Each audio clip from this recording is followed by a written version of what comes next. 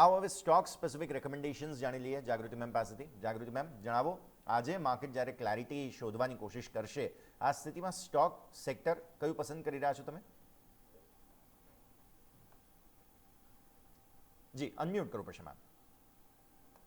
Okay, focus Adani પાવરના stock ઉપર છે. સ્ટોકમાં સારી મુવમેન્ટ તમને લાસ્ટ 2 ડેઝમાં જોવા મળી છે અને એ મોમેન્ટમ કન્ટિન્યુ રહી શકે એવું અમને લાગે છે. સો અપસાઇડ વી આર એક્સપેક્ટિંગ કે 171 સુધીના ટાર્ગેટ્સ તમને જોવા મળે અને સ્ટોપ લોસ 154નો રહેશે.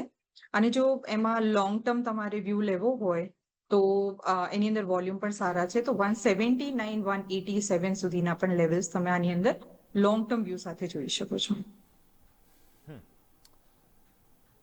ઓકે, તો અદાણી પાવર આજની રેકમેન્ડેશન તમને બનતી જોવા મળી રહી છે. 159.75નો ક્લોઝ તમારો, 171 આસપાસનો ટાર્ગેટ, 152નો તમારે અહીંયાથી સ્ટોપ લોસ ધ્યાન પર રાખવાનો. ગુરુવારનો લો 150.62 આસપાસ હતો, તો આ સંકેત પ્રમાણે તમને 171ના સરસ ટાર્ગેટ્સ બનતા જોવા મળી રહ્યા છે. તો અદાણી પાવર પર આપણે નજર રાખવાની રહેશે.